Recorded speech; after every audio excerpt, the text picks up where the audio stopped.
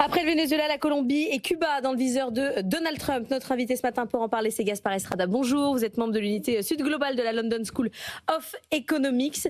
On a vu donc les interventions de Donald Trump au Venezuela. Avec la Colombie, il a des relations relativement compliquées. On va commencer par la Colombie. Il y a ce président Gustavo Petro qui n'aime pas trop, mais dont le mandat va s'achever. Est-ce que finalement, avec la Colombie, on ne pourrait pas se dire attendons les élections d'après, il n'y a rien à faire pour Donald Trump? Oui, visiblement, lui, il a une urgence, c'est de montrer des actes rapides, puisqu'il a lui aussi un agenda électoral, les midterms en novembre.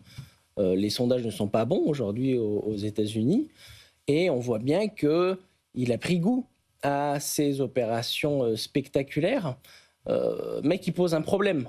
Qu'est-ce qui se passe après l'opération militaire, que ce soit en Iran, que ce soit au Venezuela, peut-être demain dans un autre pays de la planète. Sur la Colombie, il a déjà menacé plusieurs fois le président colombien. Il a des relations qui sont difficiles avec lui, mais il ne se représente pas. Donc finalement, le problème est réglé. Oui, le problème est réglé. La question aussi est qui va gouverner la Colombie à la suite de Gustavo Petro. Et aujourd'hui, les sondages montrent que le candidat soutenu par le président colombien, Iván Cepeda, est en tête des sondages, même si il y a plusieurs concurrents, et notamment un à l'extrême droite, des Espriella, qui, selon certains sondages, serait au coude à coude avec le candidat du gouvernement. Donc ce sera une élection qui sera extrêmement disputée et qui sera suivie par beaucoup d'attention, tant par Washington que par Pékin, puisque Gustavo Petro s'est rapproché de la Chine ces dernières années. La Colombie a adhéré aux routes de la soie, a adhéré aussi à la Banque des BRICS. Donc il y a eu vraiment un changement géopolitique de la part de la Colombie, alors que ce pays était le principal allié des États-Unis dans la zone andine, et notamment sur le plan militaire. Annalisa. Les accusations de Donald Trump à l'envers de la Colombie portent sur le trafic de drogue. Donald Trump dit que Gustavo Petro est impliqué dans le trafic de drogue. Pourtant, en réalité, il ne s'en prend pas au Mexique, qui lui aussi est un pays assez impliqué dans ce trafic. Donc il y a une incohérence là-dedans.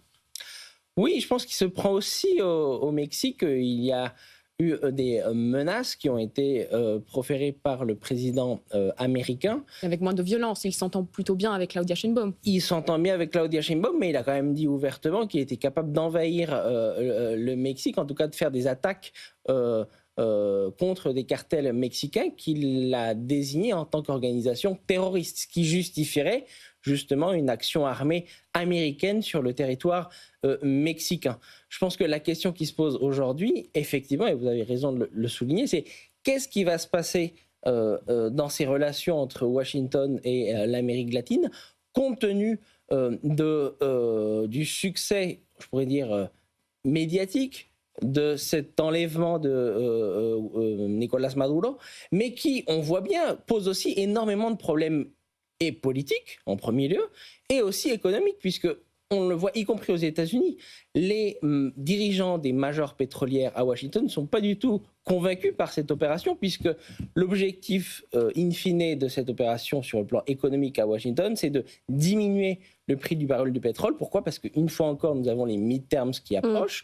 Le problème, c'est que le modèle économique, notamment du pétrole de schiste aux États-Unis, repose sur un prix du pétrole qui est quand même un peu élevé, en tout cas dans la moyenne de ce qui est aujourd'hui. Donc si le pétrole diminue encore, c'est tout le modèle économique du pétrole de schiste qui serait remis en question, d'où beaucoup de questionnements au sein des majors américaines en disant on ne va pas aller au Venezuela dans les conditions actuelles. Oui, il y aura trop de pétrole au bout d'un moment, donc ça fait baisser trop le prix. Je reviens à la question de la Chine et de ses intérêts en Amérique latine, parce que c'est ça aussi que regarde Trump dans l'ensemble de l'Amérique latine. Aujourd'hui, quel poids a la Chine dans ces pays d'Amérique latine ?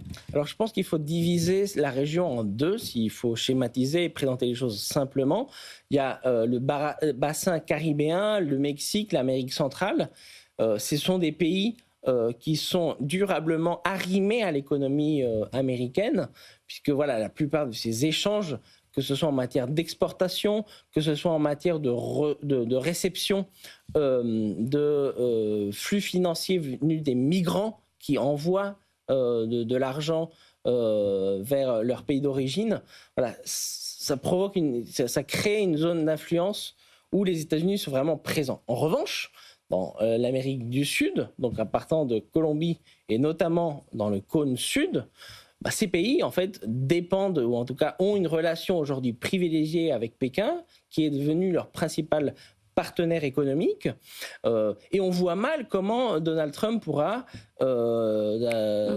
tout simplement revoir cette position. Je pense que la problématique pour Donald Trump, c'est qu'il ne suffit pas d'enlever ou de menacer des gouvernements pour faire en sorte que la balance commerciale aille de Pékin vers Washington. Et je pense que c'est là où il y a la vraie limite de cette stratégie américaine basée sur la menace, la coercition, et pas du tout une logique partenariale, puisque c'est exactement ça ce que propose, en tout cas dans les mots, Pékin vis-à-vis des pays d'Amérique latine, et c'est ce qui pousse les gouvernements de droite ou de gauche à revoir leur stratégie d'alliance et à ne pas rompre avec Pékin. Annalisa. Un autre pays qui est très menacé par Donald Trump, c'est Cuba. En fait, le président américain dit que le pays va s'effondrer tout seul avec l'arrêt du pétrole vénézuélien. En réalité, on sait que Cuba est moins fragile que ce que Donald Trump pense. Oui, et je pense qu'il y a aussi une autre question subsidiaire qui va apparaître s'il y a une opération visant à asphyxier totalement l'île qui va se poser.